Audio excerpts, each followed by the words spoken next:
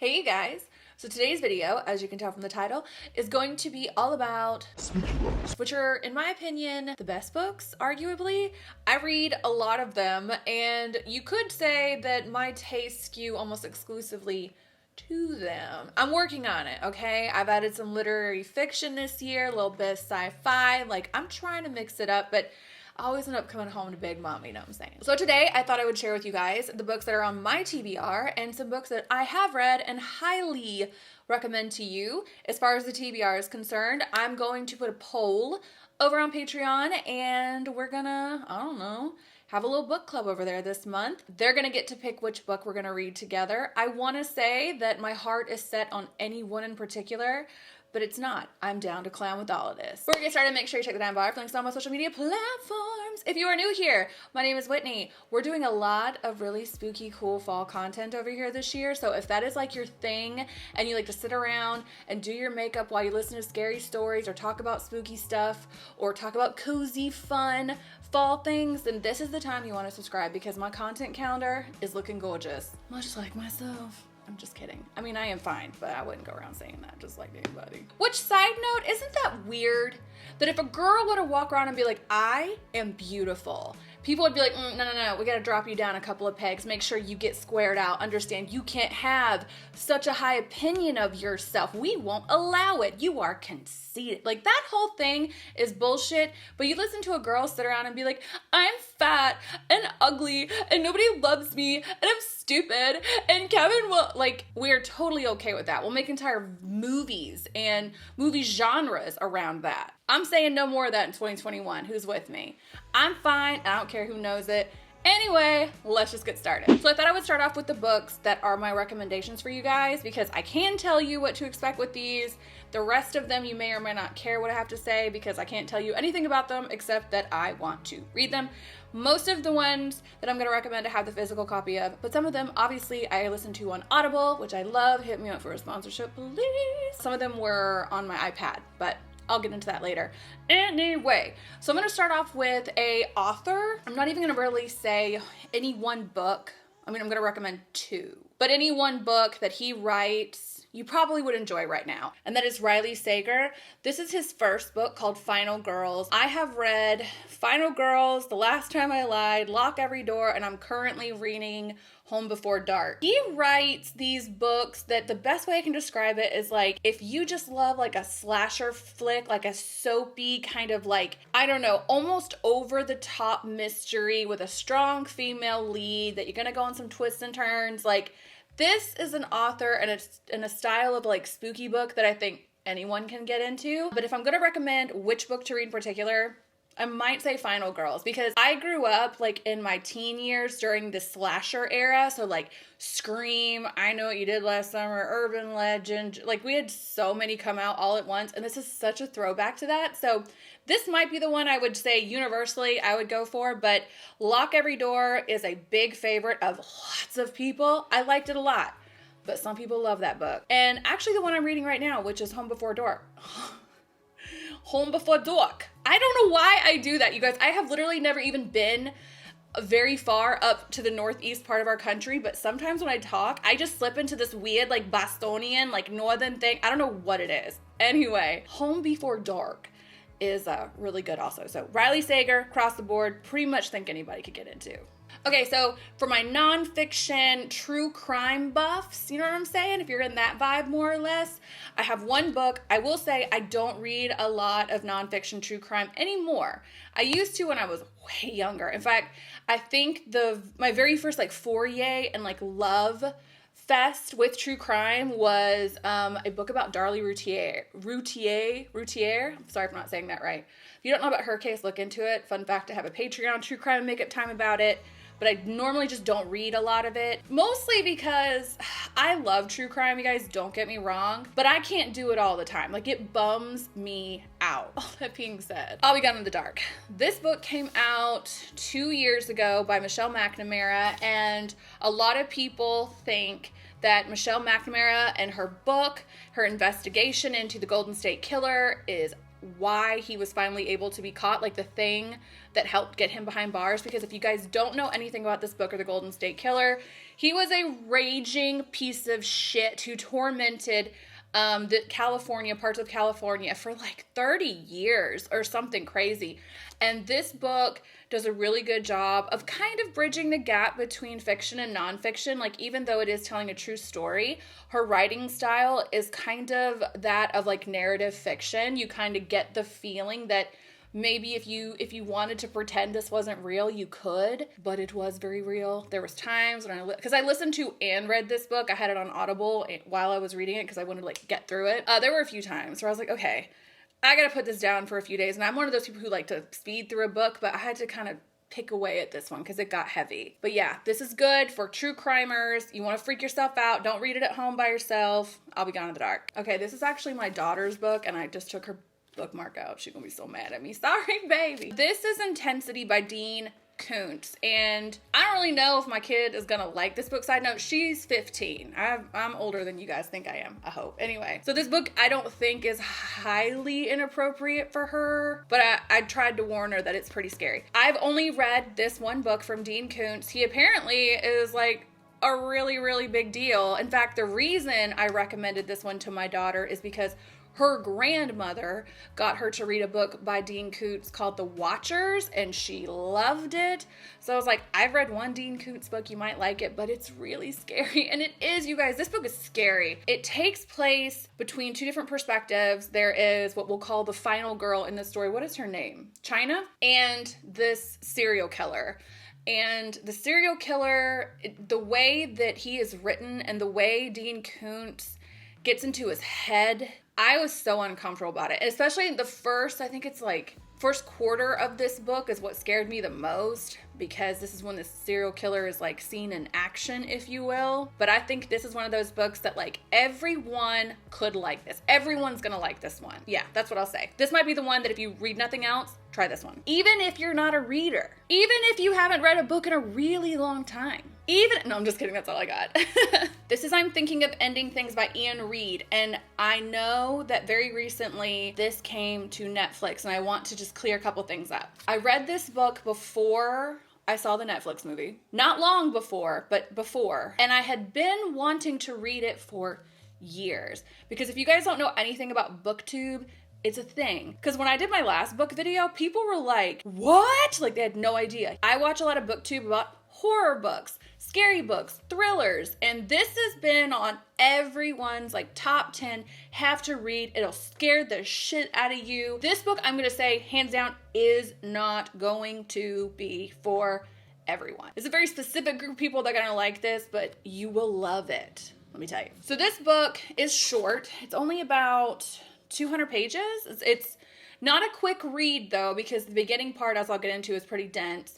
But it is a shorter style book. It basically starts off with a conversation between a boyfriend and a girlfriend, and one of them wants to end things with the other one. And this conversation, until the book is over, until you can step back and look at it, the whole thing, you might just be like, what is this self-masturbatory exercise in filigree nonsense writing that is happening to me? I don't know why it keeps going on for so long. You might have those thoughts. Right around the time the conversation finally ends, that's when I was having those thoughts. I was like, okay, like, all right, I get it. So you got to get through that first little bit. But if you get through it, and if you can appreciate what it is actually trying to do, I don't want to give too much away. The last 3/4 is so unnerving and tense. I've never read a horror book. I'd almost be willing to say I've never seen, listened to, watched, read anything that got under my skin like this.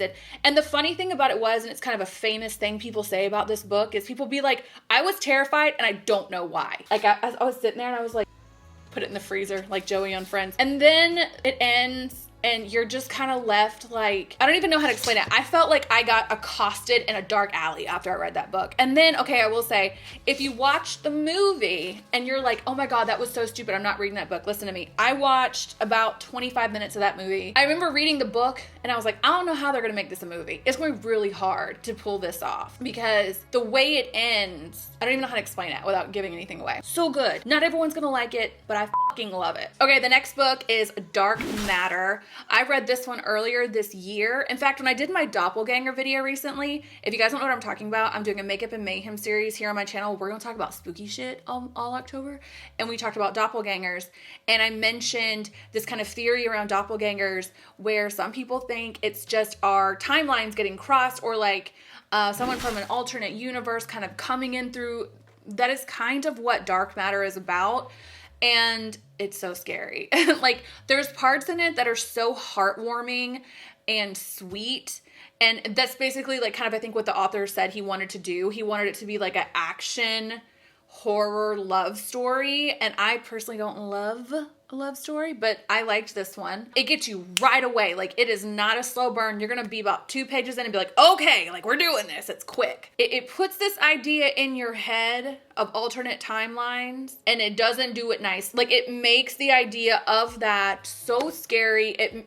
You're so afraid and worried for the protagonist. And then on top of that, you got to a point in the book where you get to a point where you're like, all right, I see how this is gonna wrap up. And then something else crazy happens. They just keep throwing it at you. Anyway, Dark Matter, really good. So another book I do not have the physical copy of, is on my iPad, is my best friend's Exorcism. And my best friend recently just read it, and I really wanted her to. Like, I started reading it, and I was like texting her, and I was like, I want you to read this book. Because I have said it before, and I'll say it again, that I love female friendship. I have had my best friend, Jacqueline, for 20 years now. 20 years. Well, next year will be 20 years, actually. We've been through so much. Like, we have had so many ups and downs. I've been all over the world during our friendship, like, literally. And we've stayed close. She is the person who was with me at my mother's funeral. Like, she goes with me to my family. Like, she's my plus one. Like, I love that bond. The older I get, the more I appreciate it.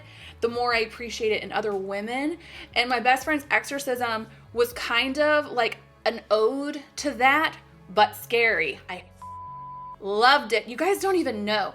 It was one, and this is true with Grady Hendrix as a whole. Like, I need to get another book from him, or he needs to make more, because he killed it for me this year. Both books that I'm going to tell you about from him. This one, emotional roller coaster the whole time. I was scared. I laughed. I cried a lot at the end. Like, it was such a good book. It's obviously about an exorcism, but it takes place in the 80s, which I think really lended something to it for me also. I just loved it. And speaking of him, the next book that I'm going to recommend is The Southern Book Club's Guide to Slaying Vampires. This one made it on the grid, and I, like, full-blown simped out for Grady Hendrix in that post, because I thought, just like my best friend's Exorcism, that this was so fucking good. I'm sorry I'm cussing so much. That's just how I feel about books. I get excited. You can tell that I feel very differently about books than I do about products, because I don't ever F-bomb during like a favorites video for like lip gloss. Anyway, this is similar but different. It actually takes place a few years later in the same town, different people. This one is from the perspective of a housewife and her southern housewife friends who start a book club, and this stranger comes to town and hilarity ensues. And it was just one of those books that touched on so many things. And maybe that's what Grady Hendrix is like doing for me, which is so odd that a man is able to do this as well as he is. He talks a lot about the female experience and female experiences themselves that I love to see represented in books. I just do. And for this, so with my best friend's Exorcism, it explored friendship, that kind of like toxic friendship that can happen between girls. That whole thing was really, I love to kind of watch that or observe that. This one I feel like deals a lot with kind of like the disempowered housewife trope and kind of what she goes through trying to find herself, because I don't want to give it away. I don't want to spoil anything. Just this one is so good. I laughed, I cried, I was scared. Same thing. Amazing book. You gotta read it. The last book I'm gonna recommend is one that you've probably heard me talk about a million times. I will bring it up every single time we talk about books at all. Not even just scary books. This is probably my favorite book of all time. No, top 2. And it's A Head Full of Ghosts by Paul Tremblay. I love this book. I've made Jacqueline read it as well. She loved this book. This book is so multi-layered, and one of the things I love about it the most, outside of the subject matter, which is fascinating, it is another exorcism tale, but he takes such an interesting take with it, where he really unravels kind of women's place within religion. I don't know how to explain it. And then he writes it from 3 different people's perspective, and each perspective it's such a unique voice that you just can't believe that one person is able to personify, because I read tons of books from different perspectives. It's a very popular thing now. Nobody has ever nailed it like that, where you genuinely feel like you were reading it from a different human being's perspective. It's just an amazing book. Read it, read it, read it. I love that book. Love him. He's a great author. He has other books that I like, but that one is my favorite. So good. Okay, so this is my TBR. TBR, if you guys don't know, stands for to be read. Is that what it means? Yeah, to be read. I'm new at this. It's not going to be a big list because I have a lot going on this month that I would like to accomplish, and I want to also get through these TBR. So there's not that many, but I have been saving them for this time of year specifically, and some of them are graphic novels. And this one is from Junji Ito. I've actually had this one since like March, but I kept like picking it up, and I was just like, I want to be like in that vibe. I want to sit outside on my porch with like a beer and have like a crisp fall moment while I read this. That's what I want to do. That's exactly what I want to do tonight. Anyway, Junji Ito is a famous horror. I hate saying that. You know how George W. Bush used to say "tur"? I'm not gonna tolerate this tur. That's how I say her, and I just hate it. Anyway, he's very famous for these kind of horror graphic novels, and this is what's the word I'm looking for? A collection. It's not just one story. It's a collection of several of these graphic novels, I guess, that were in a series called Uzumaki, which is hard to explain because it's gonna sound stupid, I know. But it's basically like this town becomes obsessed with spirals, and it just drives everyone crazy. I've read, let's see, how far have I gotten? So I got about this far in it right here. So I don't know how this is gonna wrap up or why the spirals or what, but I wanted to save finishing it for the rest of the year. I also like anything from Japan or Korea, like in terms of horror. So I want to read definitely more of these, but this is where we are right now. Next is another graphic novel. I've had this one for 3 years and I haven't read it, and I'm going to read it this year. I can't remember why I bought this. Somebody recommended it. It was one of those horror TV, like, once again, I will leave my book video, the last one I did, down below, and in that video there's tons of booktubers you guys should check out if you like horror stuff. But one of them, somebody recommended this, and I bought it, and I haven't read it, but it is a graphic novel that I guess supposedly is supposed to be really creepy, some scary stories in it. I love a good anthology. The only thing is that when you buy them, like you buy them all the time now. It's like short stories, huge books, tons of short stories from lots of horror authors. It's just like with everything. There might be 10 stories in it. 3 of them are going to be bangers, 7 of them not so much. So something like this, where it's like a graphic novel with a lot of stories, I can just kind of speed through and get my creep on. I'm into that. Next is Pet Sematary. Remember how in the beginning of the video I was like, oh, I don't care.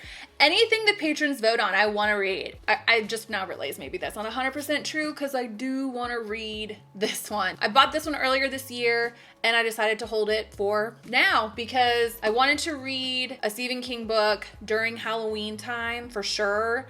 And this one is particularly, I don't want to say special, but yeah, special to me this year because, for those of you who don't know, my mother died last December. I cannot believe, I'm gonna cry. I cannot believe we're coming up on a year. Like the last day that I saw her alive was October 27th, and anyway, I wanted to read this because I have heard that famously this book tackles grief in a real raw way, and a lot of people who have lost someone have felt, I don't know, healed, I've heard, for lack of a better word, from this book. And when you're going through grief, when someone you love dies, you just feel like nobody will ever understand the pain. I don't know. I just thought maybe it would make me feel understood and heard. I'm excited to read it. I've seen both movies. I know like what happened. Have you read it though?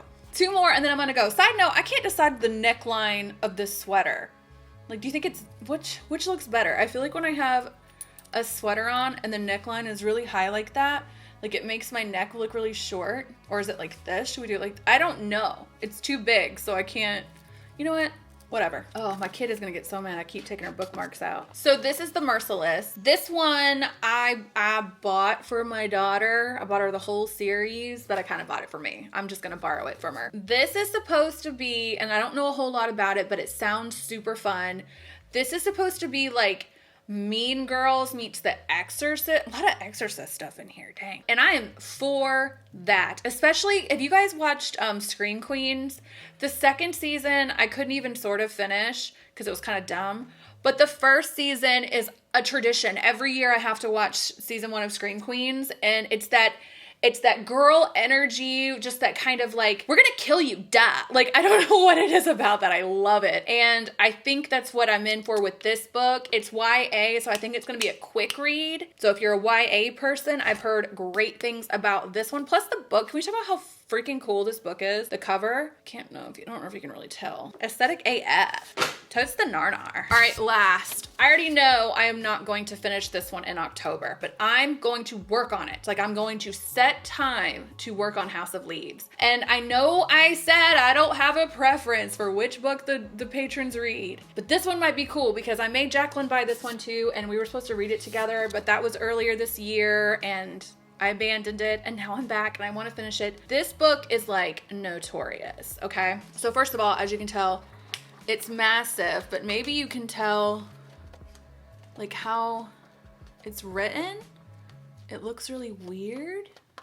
And that's because this book is supposed to be, it is basically an account of a man who watched a movie and then wrote about the movie that he watched. And then another man is writing about the man who wrote the movie that, like, it's hard to explain. And it's almost like a textbook. Like, there's parts in it, like, look at this nonsense. What is this?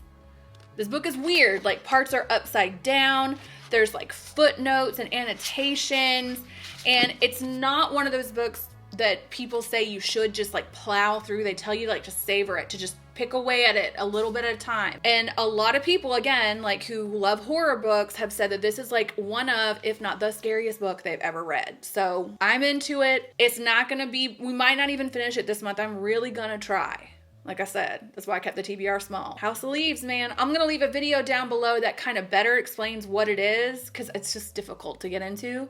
But check that out. All right, you guys, that is the end of this video. I hope you enjoyed it. As always, thank you to the patrons. As I said 400 times, we're gonna do a book club over there this month. We've been talking about doing it forever, but this is the time of year that I like to really get creative with my content styles and play with different ways of interacting with my followers, and that feels like the vibe right now. So I'm really excited about it. But we will have the book club over on Patreon, don't get me wrong, meaning like we'll have live streams and discuss it and do updates. But we can all still read a book together. I'll tell you on Instagram stories, I guess, what the book is gonna be. I'll update you, pick it up, we'll read it together. Instagram's down below. That's the best way to be a part of it. But anyway, I hope you guys enjoyed this video. I had so much fun making it. So excited for more spooky stuff to come. Make sure you subscribe and like the video if you liked it. Love you guys. Bye.